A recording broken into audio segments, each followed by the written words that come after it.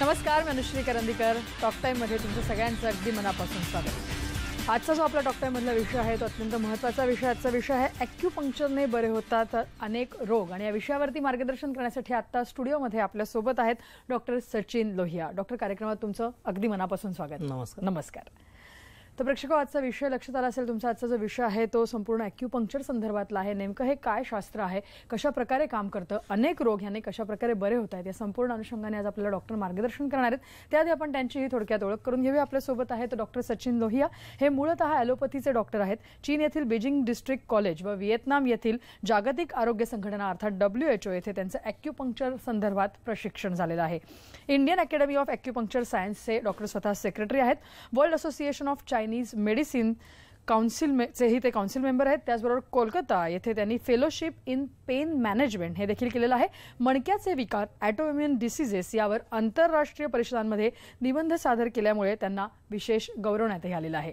तर प्रेक्षको, आजचा विषय पुन्हा एकदा लक्षात घ्या. आजचा जो आपला विषय ॲक्युपंक्चर संदर्भातला आहे. ॲक्युपंक्चरने पूर्णपणे रोग अनेक बरे होऊ शकतात. हे नेमके कशा प्रकारे, आपण त्यांच्याकडे जाऊया आणि आजच्या विषयाला सुरुवात करूया. डॉक्टर, जसं आपण आज म्हणतोय की ॲक्युपंक्चर संदर्भात बोलणार होत आपण, परंतु मला तुम्हाला सगळ्यात प्रथम प्रश्न हाच विचारायचा आहे की तुम्ही स्वतः ॲलोपॅथीचे डॉक्टर आहात, मग तुम्ही ॲक्युपंक्चरकडे वळलात, असं का झालं? काय त्याच्या मागचं हे आहे? मीच नाही तर माझे वडील, माझी आई, माझा भाऊ हे सर्व ॲलोपॅथीचेच डॉक्टर आहेत. आमच्या दोघांच्या मिसेस दोघेही मेडिकल डॉक्टर आहेत. आम्ही फॅमिली ऑफ 6 डॉक्टर्स आहोत, ज्यांनी आपलं मूळ जे क्षेत्र आहे ते बदलून ॲक्युपंक्चरकडे वळलं. आता सगळे आम्ही ॲक्युपंक्चरच प्रॅक्टिस करतो. 1999 मध्ये माझं MBBS झालं. त्याच्यानंतर इंटर्नशिप सुरू होती. सकाळी मी ॲलोपॅथीचे पेशंट्स पाहायचो, संध्याकाळी आई वडिलांच्या OPD मध्ये ॲक्युपंक्चरचे पेशंट पाहायचो. तर तिथं मला खूप फरक जाणवला. जे आयुष्यभर गोळ्या औषधं खातायत आणि बरे न होणारे रुग्ण मी ॲक्युपंक्चरने बरे होताना पाहिले. तर अर्थातच रुग्णाला काय हवं? रोगाचं निर्मूलन, म्हणजे त्याचं मूळ जे आहे ते दुरुस्त झालं पाहिजे. पुन्हा जे काही औषधं किंवा जे काही ते घेतोय त्याचे काही दुष्परिणाम झाले नाही पाहिजे. मोठे मोठे ऑपरेशन टाळता आले पाहिजे. तर ॲक्युपंक्चर हे विना औषध, विना ऑपरेशन आणि विना दुष्परिणाम उपचार पद्धती आहे. तसंच आता मला जवळपास 18 वर्ष झालेत या ॲक्युपंक्चर उपचार मी रुग्णांना देतोय. लाखो रुग्णांना तर उपचार दिलेच, पण सगळ्यात महत्वाचं म्हणजे घरचे जे फॅमिली मेंबर आहेत, इन्क्लुडिंग मी, आम्ही बऱ्याचशा व्याधींनी त्याच्यातनं बरं झालो. आता मला जुनाट सर्दी होती, मी त्याच्यातनं बरं झालो. मला टाचदुखी होती, त्याच्यातनं बरं झालो. उजव्या हाताला ऍक्सिडेंट मध्ये हात मोडला होता, हात कमजोर झाला होता, थोडा पॅरालिसिस सारखा इफेक्ट होता. आज मी उजव्या हाताने लिहितो, सर्व काही करतो. म्हणजे हे माझ्या स्वतःच्या संदर्भात मला बराच फरक जाणवला. माझ्या वडिलांना सायटिकाचा त्रास होता, ते विना ऑपरेशन नाही तर MRI मध्ये L5S1 मध्ये प्रेस झाली नस सांगितलं होतं, तर ते आपण ॲक्युपंक्चरने दुरुस्त केलं. याचप्रमाणे माझ्या मुलांना चष्मा सांगितला होता लावायला, आता मोठ्याला तर लावाच लागत नाही. मुलीचं एकदम कमी झाला नंबर. मोठे जे बाबा आहेत त्यांना दृष्टी दोष होता, सेंट्रल विजन बरीच कमी झाली होती. तर ती ॲक्युपंक्चरने आपण दुरुस्त केली. आणि एवढंच नाही तर आपण ते पेरिमेट्रीवरती करून पाहिलं की खरंच दुरुस्त झाली. तर अशा बऱ्याचशा घटना घडल्या जिथं प्रेरित झालो वरचेवर. आणि आता मला खूप समाधान आहे, 101% समाधान आहे की मी मूळ ॲलोपॅथी सोडली आणि ॲक्युपंक्चर उपचार पद्धती जे मी रुग्णांना करतोय त्यात माझं चुकलं काही नाही. मला खूप समाधान आहे. नक्कीच. आणि मला वाटतं तुम्ही जसं सांगितलं की तुमच्या फॅमिलीपासूनच तुम्ही याची सगळ्याची सुरुवात केली, त्याच्यामुळे जो रिझल्ट मिळालाय त्याचे आपण प्रूव्ह वेगळा देण्याची गरज नाही, प्रूव्ह करण्याची, कारण ते आपल्याला स्वतःलाच कळलेलं आहे की ते शास्त्र किती मोठं आहे. मला तुम्हाला विचारायचं, जसं तुम्ही आता उल्लेख केलात की विना औषध आपण हे सगळे रोग किंवा आजार बरे करतो, मग विना औषध हे आजार बरे करणं कसं शक्य होतं ॲक्युपंक्चरने? आपल्या शरीरामध्ये जशा रक्तवाहिनी आहेत तसे मेरिडियन्स आहेत. मराठीत आपण त्याला चेतना प्रवाह म्हणू. आता आपण तुम्हाला एक मॉडेल दाखवतो मी ॲक्युपंक्चरचा. नक्की नक्की. या मॉडेलमध्ये बरेचसे आपल्याला अशा वाहिन्या दिसतात. हे सगळे ॲक्युपंक्चरचे जे मेरिडियन्स याचं जाळं आहे. तर आता हे जे मेरिडियन आहे ह्याच्यावरती अनेक पॉइंट्स आहेत छोटे, तर हे सगळे ॲक्युपंक्चरचे पॉइंट्स आहेत. हे जे चेतना प्रवाह आहे ह्याच्यामध्ये रक्ताचा आणि एनर्जीचा पुरवठा सुरू असतो. उदाहरणार्थ इथं जर ब्लॉक झाली एनर्जी तर इथे पुढे हाताला जळजळ होते किंवा मुंग्या येतात किंवा बधीर होतो, किंवा खूपच जास्त ब्लॉक किंवा बंद पडली ही चेतना प्रवाह तर इथं लकवा देखील होऊ शकतो. तर अशा वेळेला आपण ॲक्युपंक्चर करून हे जे ब्लॉक झालेला इथे ह्याच्या वरचे आणि खालचे अॅक्युपंक्चरचे बिंदू घेऊन ते सुरू करतो, ज्याने हातामध्ये किंवा पायामध्ये जर तसं झालं तर पायामधले ताकद यायला मदत होते. याचप्रमाणे हे सगळे चेतना प्रवाह आतमध्ये जाऊन विविध अवयवांना जोडलेले असतात. तर त्याच्यामुळं हे अवयवांना कुठले कुठले बिंदू आहेत जे अवयवाशी निगडीत आहेत. अॅक्युपंक्चरच्या अभ्यासक्रम मध्ये असतं एखाद्या अवयवाला एनर्जीचा पुरवठा कमी आहे, रक्त पुरवठा कमी आहे, मग तो किडनी असो, पोट असो, मोठा आतड असो किंवा हृदय असो, तर त्याची आपण स्ट्रेंथ ह्या मेरिडियन्सद्वारे या अॅक्युपंक्चर पॉइंटद्वारे वाढू शकतो. याप्रमाणे अॅक्युपंक्चर काम करतं.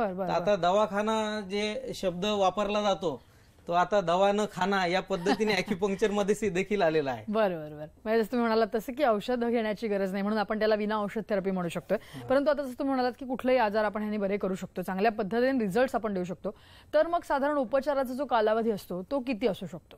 उपचाराचा कालावधी हा रुग्ण ते रुग्ण बदलत असतो. नक्कीच. सगळ्यात पहिले ज्या वेळेला आपल्याकडे रुग्ण येतो तर आपण त्याला इतर पॅथींमध्ये जशी विचारपूस करतो आजाराची तशी विचारपूस करतो, पण ह्याच्यामध्ये अॅक्युपंक्चर मध्ये आपण जसं आता बोललो वेदनाचे रुग्ण असतील किंवा लकव्याचे असतील तर त्याच्यामध्ये आपण हे शोधून काढतो मॉडेलमध्ये की कुठले चॅनल्स वीक आहेत. बरोबर. तर त्याप्रमाणे ते तपासल्यानंतर त्याचे पॉइंट्स आम्ही लिहून देतो, विवरण करून देतो, त्याच्यावर उपचार केला जातो.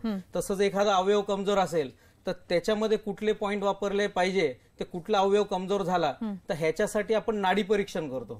नाडी परीक्षण मध्ये कुठले अवयव कमजोर झाले असतील ह्याची आपल्याला माहिती मिळते. तर त्याप्रमाणे आपण जे जे अवयव म्हणजे कमजोर झालेले आहेत त्याचे आपण बिंदू घेऊन त्याच्यात उपचार करतो. याचप्रमाणे आता आधुनिक शास्त्रामध्ये म्हणजे आता आधुनिक युगामध्ये अॅक्युपंक्चर मध्ये बरीच प्रगती झाली आहे. तर ह्याच्यामध्ये अॅक्युग्राफ नावाचं एक इन्व्हेस्टिगेशन आलेलं आहे. हा, तर ह्या अॅक्युग्राफ मध्ये आपण शरीरावरती काही बिंदू असतात तर त्याच्यावरती आपण ग्राफद्वारे अॅक्युपंक्चर चे पॉइंट जे आहेत त्याच्यावरती आपण जस्ट अ मोमेंट. पण मग हा अॅक्युग्राफ हे तुम्ही जे म्हणताय ते एक नवीन शोध आहे किंवा नवीन मॉडर्न हे आहे असं म्हणता येईल त्याच्याबद्दल? बरं, नक्की. तर हे या पद्धतीचा एक ग्राफ आपल्याला मिळतो. ही कॉम्प्युटराइज तपासणी आहे. तर ह्याच्यामध्ये हे जे विविध चॅनल्स आहेत 12 चॅनल्स असतात शरीरामध्ये, तर हे चॅनल्स कुठले कमजोर आहेत, जसं याच्यात निळं दाखवलं, निळे म्हणजे हे कमजोर आहेत चॅनल, रेड दाखवलं म्हणजे त्याच्यामध्ये उष्णता खूप आहे, ग्रीन दाखवलं म्हणजे नॉर्मल. तर याप्रमाणे आपल्याला लक्षात येतं की हे मेरिडियन्स म्हणजे जे आता मी मॉडेल दाखवलं ते कसे काम करतायत, कुठले कमकुवत आहेत, आणि हे आज जाऊन मी जसं तुम्हाला बोललो की बॉडीच्या ऑर्गन्सला जोडतात त्याप्रमाणे त्या ऑर्गन मध्ये स्ट्रेंथ किती असेल आणि कुठली कमजोर असेल तर त्याप्रमाणे आपल्याला उपचार करतात. हे जे ग्राफ आहे हे मधुमेह, हायपोथायरॉइड हे जे पेशंट्स असतात ज्याच्यामध्ये सिस्टीम मध्ये दोष आहे तर त्याच्यामध्ये कुठल्या अवयवांवर आता नुकसान होणार आहे हे आपल्याला कळू शकतं. त्याप्रमाणे उपचार करण्यात येतो. आणि उपचार करण्याची जी पद्धती तुम्ही बोलले तर त्याच्यामध्ये अॅक्युपंक्चर मध्ये अशा फाईन निडल्स असतात. हे सगळे डिस्पोजेबल असतात, त्याच्यामुळे रुग्णांना जे वाटतं की निडल्स शेअर होतात का, तर हा शेअर काही पॅटर्न नाहीये. हे इथेल ऑक्साईड स्टरलाइज पॅकेट आहे, ह्याच्यामधले आपण निडल वापरतो आणि प्रत्येक ट्रीटमेंटला वेगळी वापरतो. तर अॅक्युपंक्चर साठी ज्या वेळेला रुग्ण येतो आपल्याकडे तर त्यावेळेला असे शरीरावरती जे पॉइंट्स आहेत ह्याच्यावरती ती एक बारीकशी निडल त्या पॉइंट वरती लावली जाते. आता ही निडल सांगितल्यानंतर सगळ्यांना भीती वाटते, पण ही निडल एवढी पातळ आहे की ॲलोपॅथीची जी इंजेक्शनची निडल आहे त्याच्यामध्ये 4-5 निडल जाऊ शकतात आतमध्ये, एवढी थिन आहे. ही लावण्यासाठी साधारण वर्षभर एखाद्या डॉक्टरनी प्रॅक्टिस केली तर व्यवस्थित लावता येते, नाही तर ती स्किन मध्ये जाणारच नाही. ह्याला लावण्याची पद्धत म्हणजे असं थ्रो करून अशी लावावी लागते तरच ते पेनलेस होतं. आणि पेनलेस निडलिंग फार इम्पॉर्टंट आहे. पेनफुल झाली तर त्याचा एवढा इफेक्ट येणार नाही रुग्णाला. तर या पद्धतीने आपण हे करतो. पण तरीही काही रुग्णांना वाटतं की नाही आम्हाला निडल नकोय, तर निडलच्या ऐवजी आपण लेझर बीमनी त्याला स्टिम्युलेट करू शकतो. किंवा आपल्याकडे काही पॅड्स असतात जसे ईसीजी जे पॅड आहेत ते पॉइंट्सवर लावून त्याच्यामध्ये सिल्वर क्लोराईडचा ड्रॉप असतो त्याच्याने पण स्टिम्युलेट करू शकतो. हे सगळे पद्धती पण आयडियल करायचं तर निडल, पण त्याचा इफेक्ट फार फास्ट येतो. याखेरीज ही जी ट्रीटमेंट आहे ही 20 मिनिटाचं एक सेशन असतं. 20 मिनिटाच्या सेशन मध्ये हे विविध पॉइंट्सला लावून मशीननी आपण त्याला उत्तेजित करतो. तर आणि हे सेशन साधारण महिन्यातनं एक 10 ते 20 सेशन्स करावे लागतात. आता हे आमचे मुंबई आणि औरंगाबादचे जे रुग्ण आहेत ते तिथल्या इथे येऊ शकतात, पण बाहेरगावचे रुग्ण कसे येतील, तर ह्याच्यामध्ये अॅक्युपंक्चर मध्ये आणखी पुढे ऍडव्हान्समेंट झालेली आहे. त्याला म्हणतात कॅटगट एम्बेडिंग ट्रीटमेंट. तर अॅक्युपंक्चरच्या निडलच्या ऐवजी एक थ्रेड असतो जो आपण टाके घेण्यासाठी वापरतो, तो डिझॉल्व्ह होतो. जसं पोटात टाके दिले तर काही उघडून पुन्हा टाके काढण्यात येत नाही, ते वितळून जातात. तर ते जे कॅटगट आहे ते आपण काही पॉइंट्स वरती इम्प्लांट करून देतो, तर ते 24 तास त्या बिंदूंना उत्तेजित करत राहतं, जसं निडल करतं.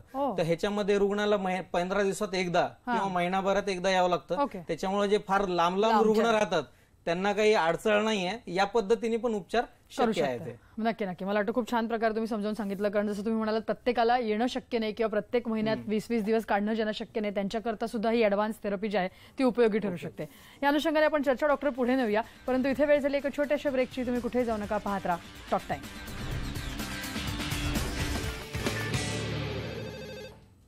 ब्रेकनंतर टॉक टाइम मध्ये तुमचं सगळ्यांचं पुन्हा एकदा स्वागत. आपण आज अॅक्युपंक्चर बद्दल बोलतोय. अॅक्युपंक्चरनं बरे होतात संपूर्ण सगळे रोग, या अनुषंगाने आपण चर्चा करतोय आणि आपल्याला मार्गदर्शन करतात डॉक्टर सचिन लोहिया.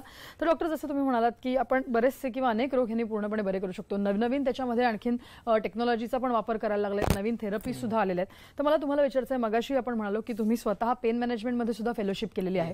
तर वेदना मुक्ती करता स्पेशली किंवा पेन जर का आपल्याला मॅनेजमेंट करायचं आहे तर त्या दृष्टिकोनातनं अॅक्युपंक्चर कसं उपयोगी ठरतं? पेन हा सगळ्यात मोठा चॅप्टर आहे. नक्की नक्की. आणि माझ्या हिशोबाने सर्वात जास्त जे खप असतं केमिकल आपल्या इंडस्ट्रीमध्ये तो पेन किलर्स आहे. अगदी अगदी बरोबर. तर आणि शिवाय WHO ने स्वतः मान्य केले की पेन इज अ इनक्युरेबल टॉपिक. बरोबर बरोबर. म्हणजे जिथे आपण परमनंट आपण काही नाही करू शकत. तर इथे अॅक्युपंक्चरचे रिसर्च हे प्रूव्ह करतात की अॅक्युपंक्चरने अँटी इन्फ्लेमेटरी जे असतात द्रव्य ते तयार होतात बॉडीमध्ये, एंडोर्फिन्स तयार होतात. तर ज्याने पेन कमी होतं, इन्फ्लेमेशन कमी होतं आणि तिथलं स्थानिक दुखणं थांबतं. आता हे इथपर्यंत आधुनिक विज्ञानाने सांगितलेलं आहे. पण अॅक्युपंक्चर मध्ये जसं मी तुम्हाला बोललो, आम्ही तो ब्लॉक पाहतो की कुठे ब्लॉक आहे, ब्लडचा ब्लॉक आहे का तिथे एनर्जी वीक आहे, तर त्याप्रमाणे आपण अॅक्युपंक्चरचे पॉइंट्स घेऊन त्याला आपण उपचार करतो. आता वेदना मुक्तीसाठी आमच्याकडे सगळ्यात कॉमन येणारा रुग्ण म्हणजे गुडघेदुखी, बरोबर, त्याच्यानंतर कंबरदुखी, मानदुखी, टाचदुखी, एल्बो दुखतं, त्याला टेनिस एल्बो म्हणतात. आणि सध्या सर्वात जास्त जे रुग्ण येत चाललेत ते फ्रोझन शोल्डरचे. मागच्या एका वर्षात मी पाहिलं की आता फ्रोझन शोल्डरचे पेशंट्स वाढत चाललेत. जसं आपलं गुडघेदुखीसाठी रिप्लेसमेंट आलं तसं फ्रोझन शोल्डर रिप्लेसमेंटमुळे गुडघेदुखी हा फार अवघड विषय होऊन बसला सगळ्यांसाठी. तसंच फ्रोझन शोल्डरसाठी पण आता ऑर्थोस्कोपी, निरनिराळ्या ट्रीटमेंट्स हे महाग होत चाललं. तर इथे अॅक्युपंक्चरचा उपयोग आपण केला तर तिथे आपला बराच पेशंटचा पण खर्च वाचतो. शिवाय नैसर्गिकरित्या आपण ते दुरुस्त करू शकतो. फ्रोझन शोल्डर मध्ये होतं काय की हा जो शोल्डरच्या आतमध्ये कॅप्सूल असतो तो खराब होतो, त्याच्यामध्ये लुब्रिकेशन कमी होतं आणि आतमध्ये कॅप्सुलायटिस म्हणजे हळूहळू आतमध्ये चिटकून जातो सांधा, त्याच्यामुळे हात वर जात नाही. तर अशा केसेसमध्ये आपण जेवढा लवकर अप्रोच होणार तर तेवढा लवकर आपण अॅक्युपंक्चरने दुरुस्त करू शकतो. अॅक्युपंक्चर फ्रोझन शोल्डरसाठी फारच चांगली आणि उत्तम ट्रीटमेंट आहे. अॅक्युपंक्चरने पहिले इन्फ्लेमेशन कमी होईल, सूज कमी झाली की रुग्णाला 5 ते 10 दिवसामध्ये तो स्वतःच म्हणतो की मला 70 ते 80% दुखणं बंद झालं. त्याच्यानंतर त्याचं जे मुवमेंट करायची ते एक्झरसाइजेस वगैरे करून आणि अॅक्युपंक्चरच्या काही पॉइंट्सनी परत त्याची मुवमेंट पण वाढवता येते. तर असंच प्रत्येक वेदनेसाठी अगदी संधिवातापर्यंतच्या सगळ्या आजारासाठी अॅक्युपंक्चर चांगलं आहे. एवढंच नाही तर आता कॅन्सरवर पेन मॅनेजमेंट साठी अॅक्युपंक्चरचा फार चांगला आता भाग होतोय आणि बऱ्याचशा त्याच्यावर रिसर्चेस झालेले आहेत. जसं मॉर्फिन यूज करतात कॅन्सरच्या पेशंटमध्ये तसं आता अॅक्युपंक्चरचा उपयोग होतोय. माझ्याकडे सध्याच एक पेशंट आहेत, माझ्याकडे ऑन्कोसर्जननी पाठवलंय की ह्याच्यानी आता मॉर्फिनच्या स्ट्रिप्सनी फायदा होत नाही, तुम्ही अॅक्युपंक्चर करा. अॅक्युपंक्चरने आपण ती केस हँडल करतो. गुड. आणि जसं आपण म्हणतो तसं मला वाटतं ह्याचा जो रिझल्ट आहे तो पण इमिजिएट मिळत असेल, कारण आपण पेन लवकर इमिजिएटली जर का हे दिलं लोकांना दूर करून तर मला वाटतं त्यांनाही चांगलं वाटतं आणि या वेदना कमी होतात मेनली. परंतु असं तुम्ही आता उल्लेख केलात की गुडघे असेल, कंबरदुखी असेल किंवा या सगळ्या जे पेशंट आहेत जास्तीत जास्त येतात वेदना मुक्तीसाठी. बऱ्याच वेळा या पेशंट्सना ऑपरेशन सजेस्ट केलं जातं, जसं तुम्ही म्हणालात नी रिप्लेसमेंट आलं, हिप रिप्लेसमेंट, जॉईंट रिप्लेसमेंट. तर मग ही सगळी जी ऑपरेशन्स आहेत ती सुद्धा आपण टाळू शकतो पेशंटची? निश्चितच आपण टाळू शकतो. जेवढा लवकर रुग्ण येणार त्यावेळेला त्याला उपचार पण कमी लागतो, खर्च पण कमी होतो आणि तो मॅक्झिमम दुरुस्त होतो. बरोबर. रुग्णांना वेळ जर तुम्ही घालवत राहिलात तर त्याच्यामध्ये अॅक्युपंक्चरचा फायदा कुठल्याही लेवलला तुम्हाला होणार आहे. आणि जसं तुम्ही म्हणालात काही पेशंटला वाटतं की ह्यांच्या ट्रीटमेंटनी फार उशिरा फायदा होईल, तसं काही नाहीये. रुग्णांना वेदनामुक्ती दाखवण्यासाठी जास्त अॅक्युपंक्चरला वेळ लागत नाही. आपल्याकडे कपिंग नावाची एक ट्रीटमेंट असते, जिथं दुखतं तिथे छोटे कप्स असतात, ते पण डिस्पोजेबल असतात, तिथं रक्तमोक्षण करतो आपण. त्याच्याने ते स्थानिक दुखणं फार लवकर बंद होतं. परंतु पुढे अॅक्युपंक्चर करून त्याच्यामध्ये लुब्रिकेशन जो लॉस झाला तो आपल्याला डेव्हलप करावा असतो. जसं आपण आता गुडघेदुखीबद्दल बोललोय, आता हा पूर्वी म्हातारपणीचा रोग समजायचे, आता हा लाईफस्टाईल डिसऑर्डर झालाय. माझ्याकडे यंगेस्ट पेशंट जो गुडघेदुखीचा आहे तो 12 वर्षाचा आहे. तो शिवाजी पार्कला क्रिकेट खेळत होता, त्याला गुडघेदुखी झाली, त्याच्यानंतर त्याचं आपण ट्रीटमेंट अॅक्युपंक्चर मध्ये केलं. तो MCAच्या याच्यामध्ये हे क्वालिफाय झाला होता अंडर 14 मध्ये.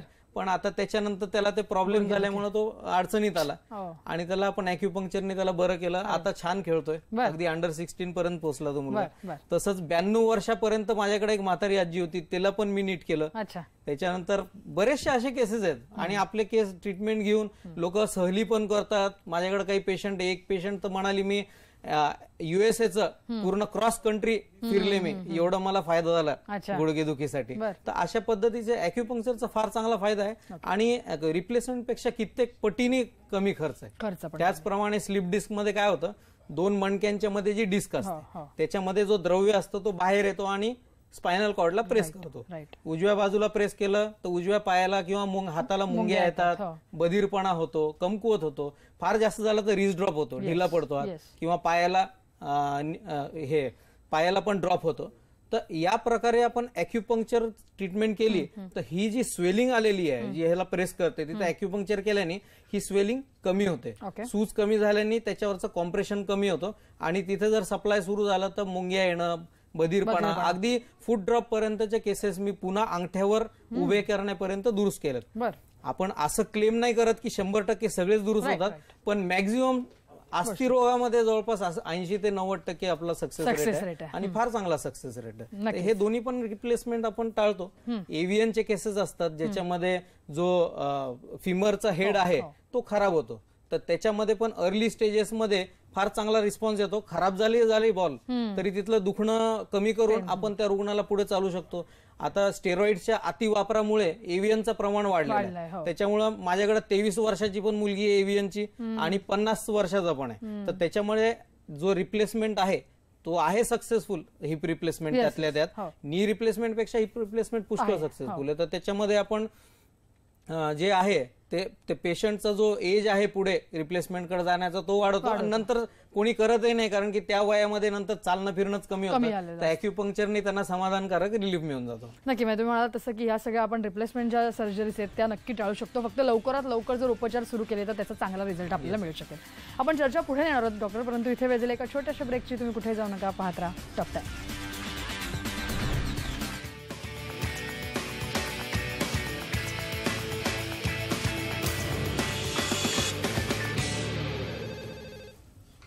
ब्रेकनंतर टॉक टाईममध्ये तुमचं सगळ्यांचं पुन्हा एकदा स्वागत. आपण अॅक्युपंक्चर विषयी बोलतोय, आपल्याला मार्गदर्शन करतात डॉक्टर सचिन लोहिया. आपण डॉक्टरांकडे जाणार आहोत पुन्हा एकदा. डॉक्टर, जसं आपण म्हणतोय की विविध रोग, तर मेंदूचे जे रोग आहेत त्याच्यावरती पण अॅक्युपंक्चर उपयोगी ठरू शकतं? मेंदूचं सगळ्यात महत्वाचं म्हणजे लकवा. लकव्यामध्ये अर्धांगवायू म्हणजे उजवी बाजू किंवा डावी बाजू जाते.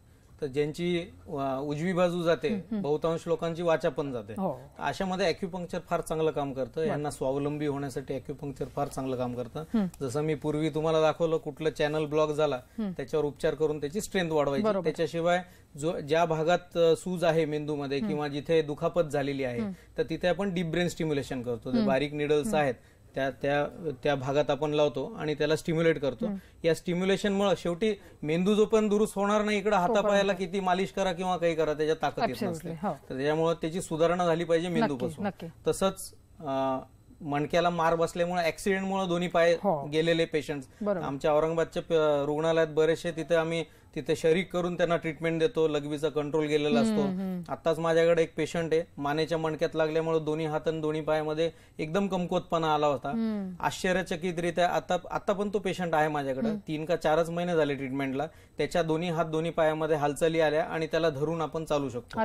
तर हे अतिउत्तम उपयोग आहे. एक माझ्याकडे डॉक्टर होता, त्याला मणक्यामध्ये जंतू संसर्गामुळे चिकनगुनिया चालू होता त्यावेळेला, त्याच्यामुळे दोन्ही पाय गेले. आज त्या डॉक्टरला एवढा फायदा आहे की तो स्वतः राजदूत मोटरसायकल चालवतो, त्याला लघवीचा कंट्रोल पण आला आणि तो पेशंट किती पाठवतो जालना जिल्ह्यातून आमच्याकडे. तर असा बराच चांगला फायदा आहे ॲक्युपंक्चर मध्ये. चेहरा वाकडा होतो, 7 नर्व पाल्सी, बेल्स पाल्सी म्हणतात त्याला. तर ह्याच्यामध्ये पण फ्रेश केसेस मध्ये अगदी 3-4 दिवसात रिझल्ट येतो. एवढं चांगलं रिझल्ट आहे बेल्स पाल्सी मध्ये सुद्धा. तर असंच मेंदूचे आणखी दुसरे आजार म्हणजे न्यूरॅल्जिया. न्यूरॅल्जिया मध्ये चेहऱ्यामध्ये असं करंट सारखं सेन्सेशन होतं, ट्रायजेमिनल न्यूरॅल्जिया. तर हे पण केसेस आपण चांगले केलेले आहेत. हैदराबादला एक आर्टिस्ट आहे, त्याला मी दुरुस्त केलं. त्याचे 2-2 लाख रुपयाला पेंटिंग विकते आज, नाहीतर त्याची फार हलाखीची परिस्थिती होते. तर ह्याला मी न्यूरॅल्जियातून दुरुस्त केलं. न्यूरायटिस किंवा हे आपलं डायबिटीज मध्ये न्यूरोपॅथी होते, पायात आग होते. हे आग असणारे पेशंट फार लवकर दुरुस्त होतात. फक्त सुन्नपणा समोर बोटांना आला की मग जरा वेळ लागतो त्याला, आणि सुन्नपणा जवळजवळ जातो पण थोडाफार राहू शकतो ॲक्युपंक्चर करून सुद्धा, कारण की तिथले सेल्स डेड असतात. तर त्याच्यामध्ये ॲक्युपंक्चरचा फार चांगला फायदा आहे न्यूरोपॅथीच्या केसेसमध्ये. अगदी गँग्रीन मध्ये अँप्युटेशन टाळण्यासाठी पण आपण ॲक्युपंक्चरचा उपयोग केलेला आहे. जे वुंड्स दुरुस्त होत नाही त्याच्यासाठी केलेला आहे. पार्किन्सनचे केसेस असतात, तर ते ह्याच्यामध्ये औषधामध्ये एवढं काही नाहीये. माझ्याकडे बरेचसे पेशंट्स येतात, व्हीव्हीआयपीज पण आहेत, डॉक्टर्स पण आहेत, त्यांच्या क्षेत्रातील पण त्यांचे आजार झालेले मी दुरुस्त करतोय.